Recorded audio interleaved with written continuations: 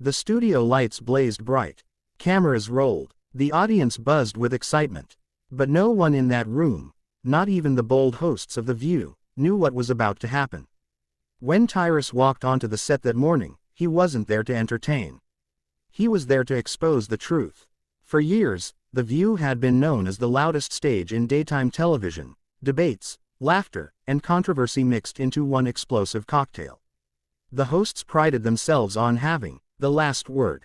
But that day, for the first time, they met someone who wasn't afraid of their volume, their attitude, or their politics. Tyrus, the towering, sharp-witted former wrestler and commentator, walked onto the set in a dark suit, his trademark calm hiding a storm behind his eyes. He took his seat, gave a polite nod, and smiled.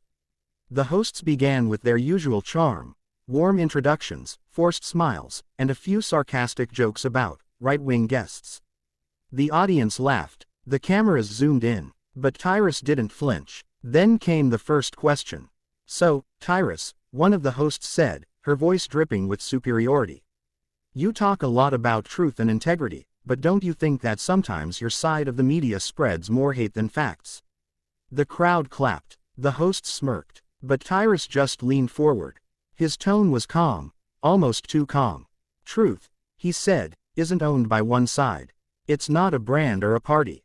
Truth is supposed to set people free, not divide them. But shows like this," he looked around the table, "you've turned truth into a product. You sell outrage. You sell division. And the people watching, the ones who actually need honesty, they're the ones paying the price." Silence. The crowd went still. One host blinked rapidly, another shifted in her chair. It wasn't the answer they expected. The next host jumped in, trying to recover. "We're just having conversations, Tyrus. We give everyone a voice here." He nodded slowly. "Everyone? Really? Then why do you shout down anyone who disagrees with you? You don't invite guests, you invite targets." The room froze again. Tyrus wasn't yelling. He wasn't angry. He was doing something far more dangerous. He was being honest. "You talk about tolerance," he continued, "but you mock anyone who doesn't think like you. You talk about women's rights, but silence the women who stand for faith and family. You talk about truth, but can't handle it when it doesn't fit your script." The crowd erupted. Some cheering, some booing. The hosts tried to interrupt, but Tyrus kept going. "America's tired," he said, his voice rising just a little. "People are tired of fake smiles and fake fights. They're tired of being told who to hate.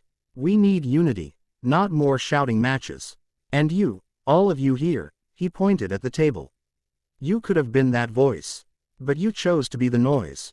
The control room panicked. The producers gestured frantically to cut to commercial, but the director hesitated.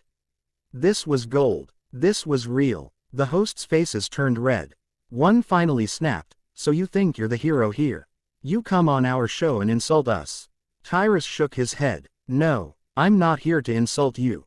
I'm here to remind you. You have millions watching. You could heal this country with compassion and truth. But every time you push someone away for thinking differently, you lose that chance." The audience, divided moments ago, now sat in stunned silence. And then, someone clapped. Then another. Then the whole studio stood up, an unexpected standing ovation. One of the hosts, usually fiery and unflinching, looked at Tyrus quietly. "Maybe," she said softly, "you're right." For a moment, the tension melted. The air felt heavy, not with anger, but realization. Tyrus smiled faintly. "We don't need to agree on everything," he said, "but we need to start listening again. That's where truth lives. In the space between arguments." The cameras caught every word. Every look. Every drop of truth that fell like thunder across the stage.